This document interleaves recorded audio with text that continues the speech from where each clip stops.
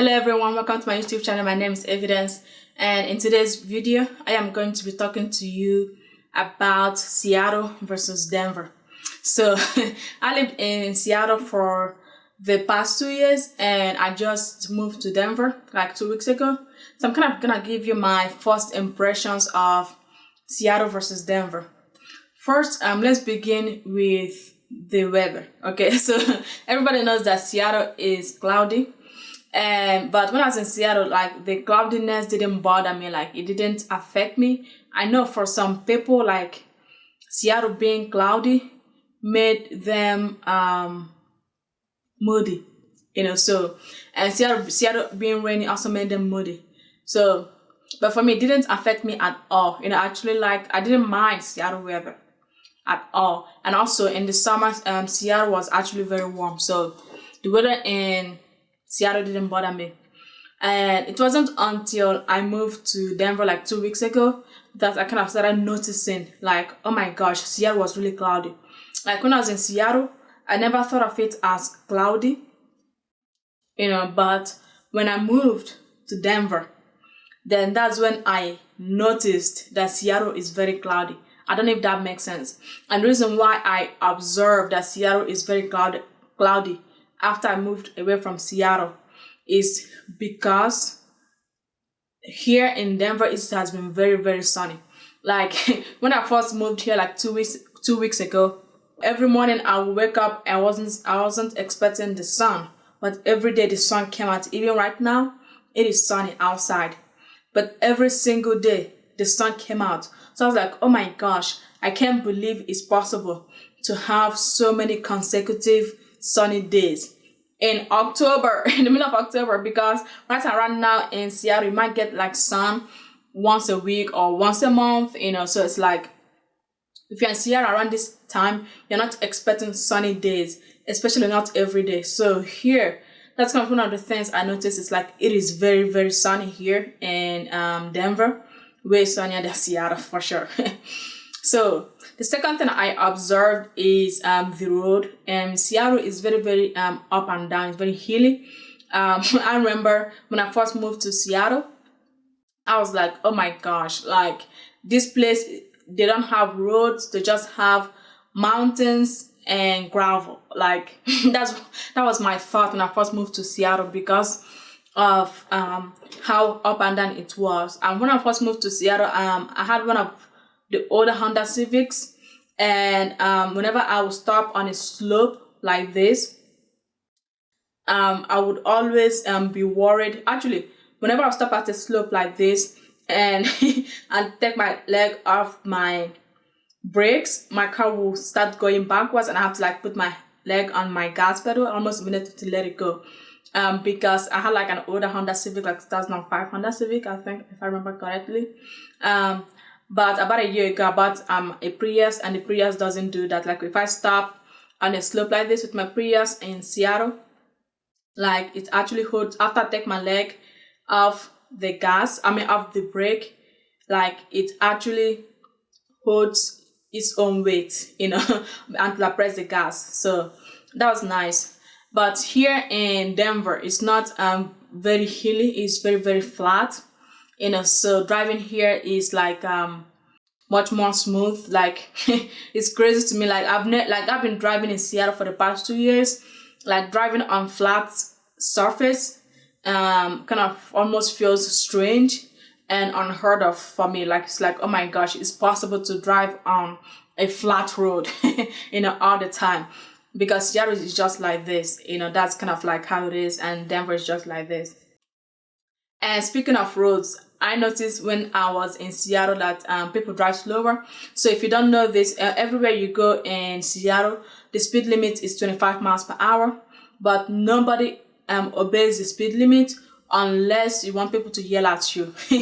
Okay, if you want people to be mad at you at Seattle, just drive the speed limit. Most people drive reasonable 40 miles an hour, but everywhere you go, the speed limit is 40 miles, it's 25 miles an hour. So people in Seattle like drive a lot slower. Like, when I first came to Denver, one of the first things I noticed is that people here drive really, really fast. Like, and I said they were driving really, really fast, and that was based on my perspective of how people drive in Seattle. Like even on the highways in Seattle, you rarely see somebody going 70 miles an hour or 80 miles an hour. Like that's not very common. Like actually on the highways in Seattle, the speed limit is 60 miles an hour. All right, so when I first came to Denver, I was like, oh my gosh, people here drive fast. That was one of my very first observations. But then now it makes sense, right? In Seattle, it's very, very hilly, and the speed limit is 25 miles per hour on regular streets and 60 miles per hour on highways. So it makes sense why people will drive slower there. And also in Seattle, it rains a lot more than it rains here. And when it rains, cars tend to slide. So it makes sense that people drive slower. And also, the Seattle area is more populated than the Denver area. So just like more people and more cars on the road, which means more traffic. And which also explains people in Seattle driving a little bit slower than people in Denver. But people here in Denver drive really fast. And at first I was complaining that people here drive really fast. But the thing is, like, after being here for like 2 weeks now, it seems like I have joined them. And then it's just natural, because here the road is flat and it's dry and there's not a lot of traffic. Actually, I haven't had to deal with traffic since I came here to Denver. But then I don't leave the house a lot anyways, so it makes sense. But yeah, like here people drive much faster and the road is very, very flat and it's dry too. And also just less traffic. Well, so far, I haven't been to downtown Denver since I came here. Actually, I've been staying in Littleton, Colorado, which is like south of Denver a little bit. Actually, this upcoming Sunday, it's going to be my first time driving to downtown Denver. You kind of seen that area. And I might give you a video update of Denver later, but I don't know.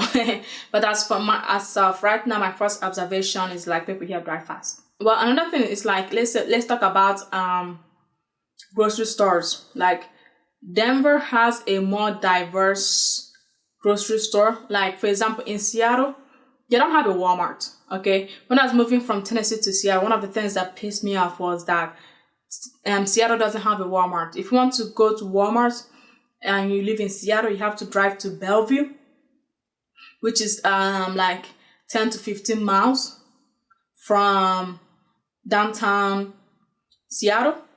Actually, it's more than 15 miles from downtown Seattle. But you have to drive to Bellevue, which is like a different city, or you have to drive to Renton, and driving to Renton could be an hour, because of traffic. And to go to Walmart, it could be 45 minutes an hour. So Seattle doesn't have Walmart, but here in Denver, they have like a more diversity of like grocery stores. The stores that dominate Seattle is like QFC, Safeway, grocery outlets. The grocery outlet is not that many. There's not a lot of grocery outlets in Seattle, and just like a few stores here and there. But most of the stores is QFC and Safeway. And but here in Denver, they have like a lot of stores. They have King Soopers. King Soopers is a Kroger company, just like QFC is a Kroger company. I believe QFC is a Kroger company. They have King Soopers, they have Safeway, they have Walmart, and then they have Save a Lot. They have like a lot of grocery stores here, a lot of variety of grocery stores. But so far doing grocery shopping here, I don't feel like the groceries here is any cheaper than Seattle. It's just as expensive as Seattle. And yeah, that's about it with groceries. And let's talk about housing. And housing here is much cheaper. Even though like if you just Google the cost of a 1-bedroom in Denver, right? So, like your first impressions might be that it is the same price as Seattle, but it's not. Like here in Denver, you can find a 1-bedroom for like $1,000, for like $1,100, for like $900. You can find a studio for like $750, $850. But in Seattle, if you find a studio for $850, it's a scam. Okay, if you find a 1-bedroom for like $1,000 in Seattle, you are being scammed out. Okay, that apartment is not real. So it's apartment in Seattle is like more expensive than Denver. Also, so it's housing. So when I was living in Seattle, like the minimum you could expect to pay for a house is probably like $600,000, $700,000. And when I was living in Seattle, never in my life would I have imagined or even thought about buying a house in Seattle. Like even a 1-bedroom condo in Seattle is like 400,000. Like a 1-bedroom condo is like $400,000. A 2-bedroom condo is even more expensive. And yeah, but since I moved to Denver, I've been looking at the cost of houses around here, and it seems like the houses around here is like more cheaper, more affordable. Like in Seattle, it's like it's not hard to find a 1-bedroom that's like $1 million. Yeah, like Archive Beach in Seattle, a 1-bedroom house or a 1-bedroom house by Archive Beach in Seattle is $1 million. Like I literally saw a sign that says 1-bedroom houses available by Archive Beach starting at $1 million. Like, bro, that is crazy. $1 million for a 1-bedroom. Like, that is nuts, But here in Denver, I've been looking at houses, and actually for the first time ever, I'm considering buying a house. I feel like, I can actually afford a house. I mean, not like a ginormous house. I was thinking of a condo, something like a condo. Because I was looking here in the Denver area, and I can find condos for like less than $200,000. But in Seattle, you will not be able to find anything for under $200,000. So that's kind of one of the differences. One of the big differences is in price. And also in Seattle, the Seattle Tech Center, like the equivalent of, let's say, the Tech Center in Seattle is in downtown Seattle. All right, so if you want to live close to where the tech is in Seattle, you must always have to live in downtown Seattle. But here in the Denver area, actually the Tech Center in the Denver Tech Center is not in downtown Seattle. It's not in downtown Denver. All right, so Denver Tech Center is actually on the outskirts of Denver, like right on the edge of Denver, and it's like right at the edge of Denver and Eaglewood, but it's called Denver Tech Center, and it's technically still in Denver, but it's right at the edge of Denver. So you could live in like the surrounding cities like Aurora, Colorado, or Littleton, Colorado, where I am right now, and you can have easier access to the Tech Center, without going to downtown Denver or dealing with the traffic in downtown Denver. So that's kind of one of the things I like about it, is like the Tech Center being separate from downtown of the city.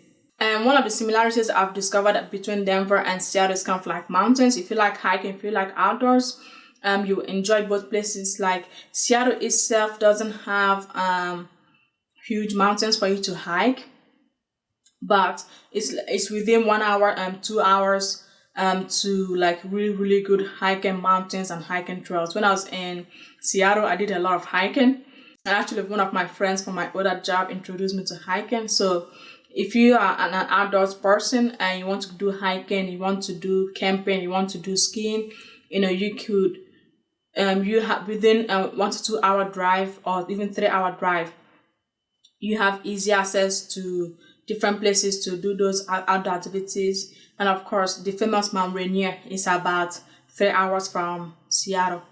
And then there's that Mount Helen, and then there's Mount Baker. I've been to all 3 of them. I had to hike all 3 mountains before I left Seattle, okay?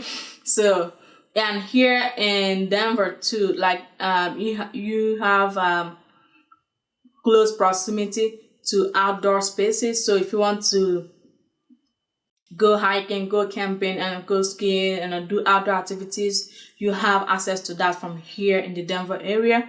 And actually, tomorrow being Saturday, I'm actually going to the Red Rocks for the first time. I've heard good things about it. It's about a 6-mile hike. I'm gonna be solo hiking. I've done 12-mile hikes before. I've done 15-mile hikes before. So I feel like, 6-mile hike, that's kind of like, it's not a joke. I'm not gonna say it's a joke, but at the same time, it's like, yeah, I can do that. So I'm solo hiking at the Red Rocks tomorrow. I'm excited about that. I might make a video telling you all about it or not. But that's kind of some of the differences between Seattle and Denver, and also some of the similarities. And that's kind of based on my first impression of the Denver area. Once I stay in the Denver area a little bit longer, then I might make a follow-up video telling you all everything I know about Denver. That's it for this video. If you like it, please give it a thumbs up, subscribe to the channel, and I'll talk to you on the next video. Bye.